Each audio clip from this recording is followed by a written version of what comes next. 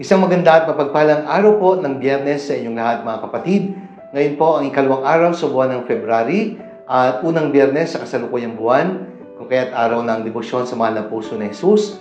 At ngayon po ay pinagdiriwang ang kapistahan ng paghahandog kay Jesus sa templo, kasabay ng pagdiriwang ng kapistahan ng paglilinis kay Maria, at ito po ay sineselebrate din bilang Candle Mass or Candelaria. Kaya ngayon po ay may tatlong kapistahan na ipinagdiriwang. 3 celebrations in one feast. At ito po ang ika-40 araw matapos ang Pasko ng pagsilang ng ating Panginoong Hesus. Sapagkat sa batas ng mga Hudyo, 40 araw matapos sa panganak, ang firstborn male, kailangan itong dalhin sa templo upang ihandog sa Diyos. Pagbati po sa lahat ng mga viewers and followers of the Daily Gospel Reflection.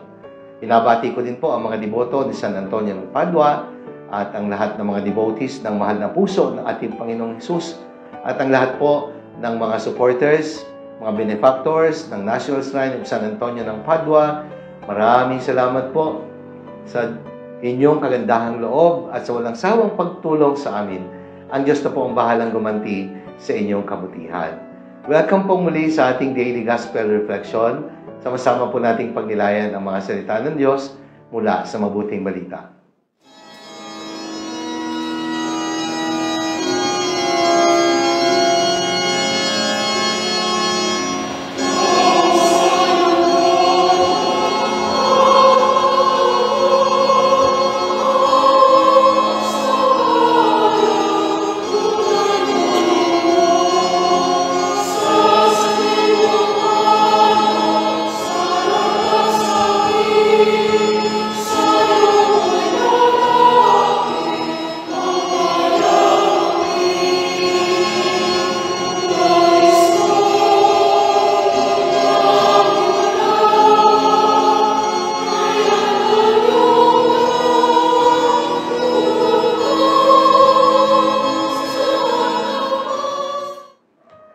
Mga kapatid, sa kapistahan ng paghahandog kay Jesus sa templo, ng paglilinis kay Maria at ng Candelaria, pagninilayan po natin ang mabuting balita ayon kay San Lucas, mula po sa 2 kabanata, mga talata 22 hanggang 32.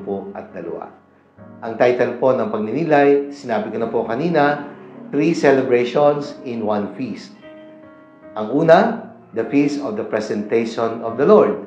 Katulad po ng sinabi ko kanina, ayon po sa Ebanghelyo sa araw na ito, every firstborn male is to be consecrated to the Lord 40 days after the birth.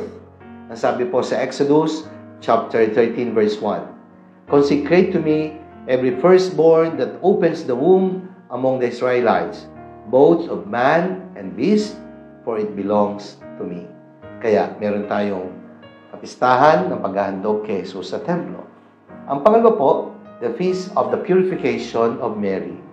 Sapagkat sinasabi po sa Leviticus chapter 12, verses 2 to 4, a woman who becomes pregnant and gives birth to a son will be ceremonially unclean for 7 days.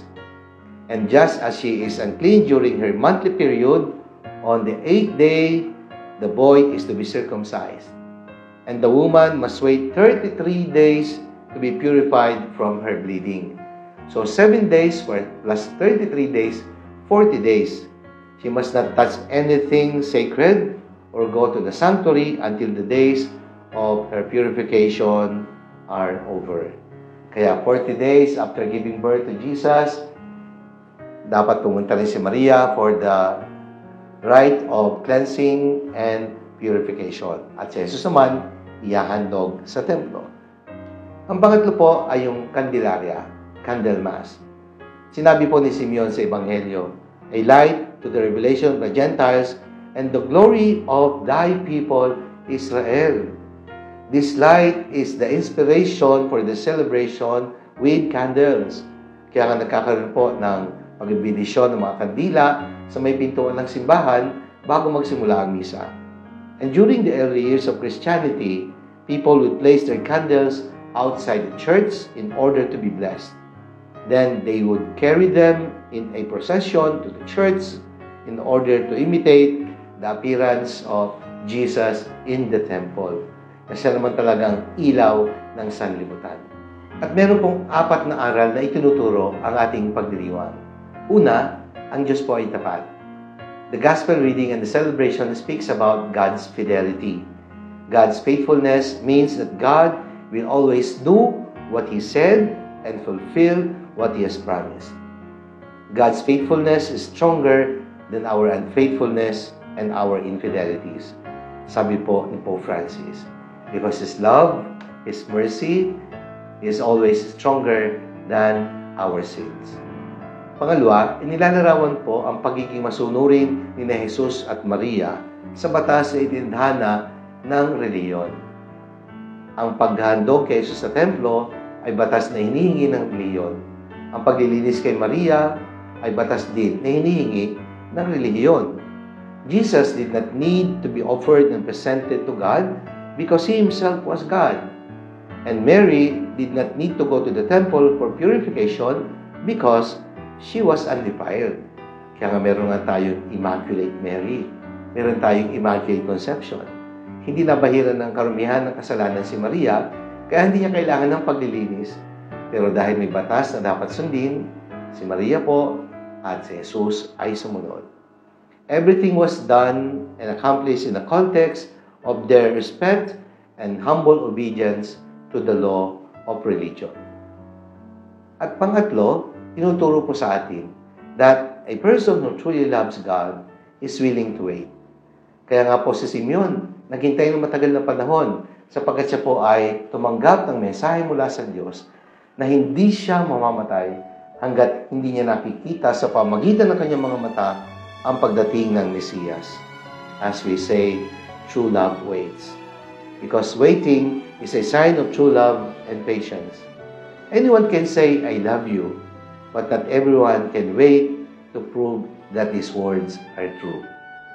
True love is always worth the wait, and waiting is the best thing that we can do in the name of love. Sapagat ang taong tunay na nagmamahal, handa at marunong maghintay. Pang-apat, a person who loves God is willing to give. Ganun na lamang ang pag-ibig ng Diyos, kaya binigay niya ang kanyang bugtong na anak. Nagmamahal, at ang pagmamahal na ito ang magtutulak sa taong nagmamahal para magbigay. Sabi nga, you cannot love without giving, though you can give without loving. Love is not love until it is given away. Kaya nga, pinatunayan ni Jesus ang kanyang pagmamahal sa atin sa pamagitan ng pag-aalay niya ng kanyang sarili para sa kaligtasan natin. He only wanted us to know what true love can do. Kaya ang taong tunay na nagmamahal ay marunong din magbigay. True love is not something you feel. It is something that we give or do. Kaya mga minamahal na kapatid, sa kapistahan ito ng paghahandog kay Jesus sa templo, ay maunawaan natin ang Diyos ay tapat sa kanyang pangako. Si Maria at si Jesus sumunod sa mga batas, igalang natin ang batas na binibigay ng ating pamahalaan maging ng ating simbahan. Ang taong tunay na nagmamahal, marunong maghintay. At ang taong nagmamahal, marunong din magbigay. Manalangin tayo. Ama naming makapangyarihan, Diyos na bukal ng kabutihan, maraming salamat po sa kapistahang ito na pinagdiriwang ng simbahan, na unawaan namin ang katapatan ng Diyos at ang kahalagahan ng pagsunod sa iyong mga utos. Tulungan po kaming maghintay at magbigay sa ngalan ng pagmamahal. Amen. Maraming salamat po mga minamahal kong kapatid. Sana po nagustuhan niyo at nakatulong ang ating pagninilay sa araw na ito.